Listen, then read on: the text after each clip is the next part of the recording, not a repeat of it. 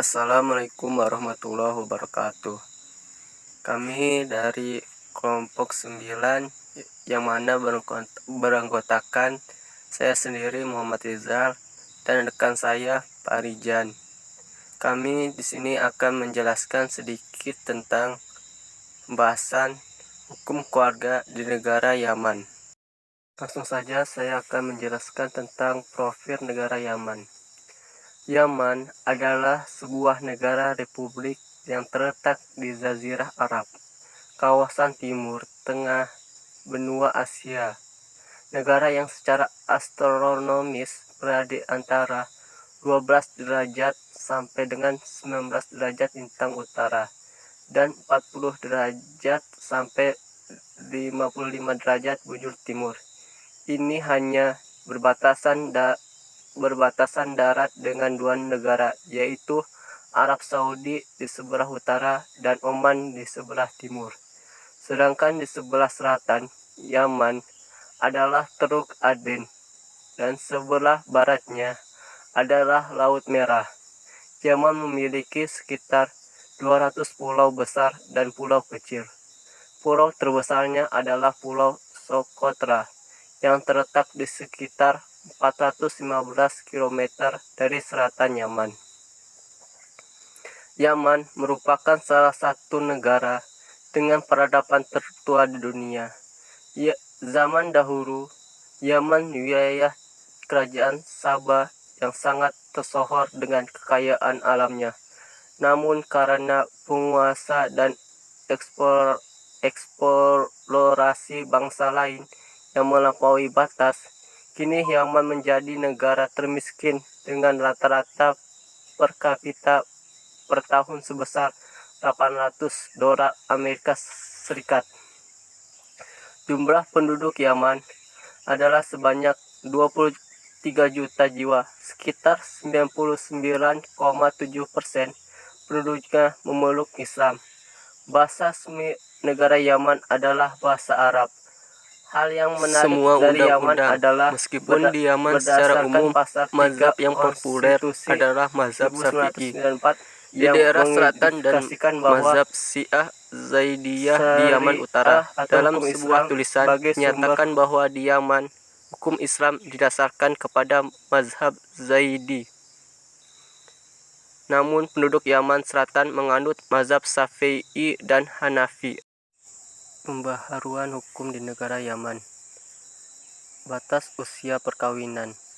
Undang-Undang Status Pribadi tahun 1992 menetapkan usia minimum pernikahan pada 15 tahun untuk laki-laki dan perempuan, tetapi pada saat yang sama mencabut hak anak di bawah umur untuk membubarkan perkawinan pada saat mencapai pubertas, seperti yang diperoleh oleh Undang-Undang IAR 1976.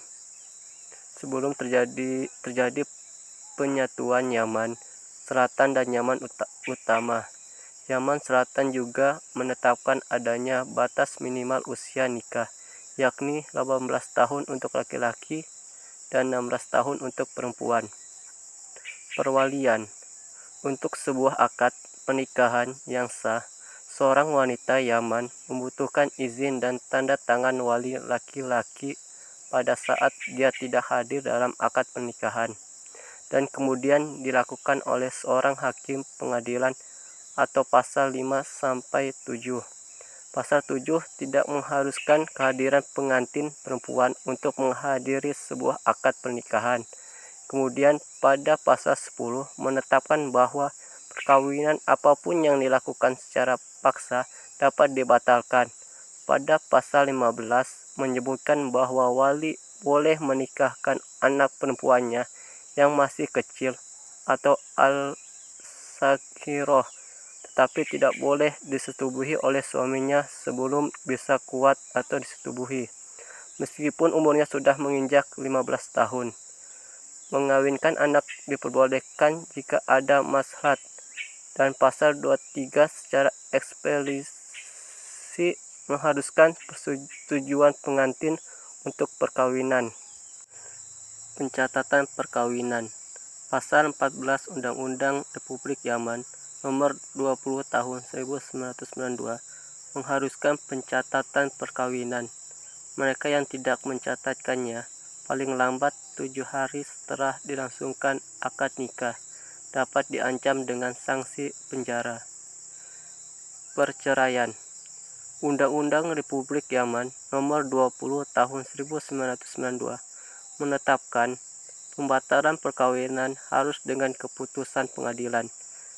Menariknya, alasan tidak sekufu dalam status sosial dapat menjadi alasan pembatalan perceraian, dan suami yang ketagihan alkohol dan narkotik dapat menjadi alasan perceraian tanpa harus mengembalikan mahar dalam Family Law of Republik Yaman Saud yang mengatur tentang permasalahan perceraian diatur dalam pasal 25 sampai pasal 30 dengan azas perceraian sebagai berikut.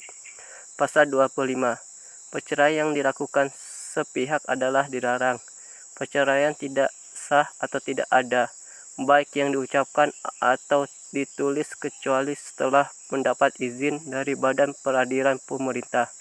Seorang istri dapat meminta terputusnya pernikahan atau cerai gugat apabila suami telah menikah lagi dengan wanita lain, sebagaimana pasal 11 undang-undang ini, pasal 30. Sekian pembahasan dari saya, dan pembahasan selanjutnya akan dilanjutkan oleh rekan saya. Bismillahirrahmanirrahim. Kawin beda agama.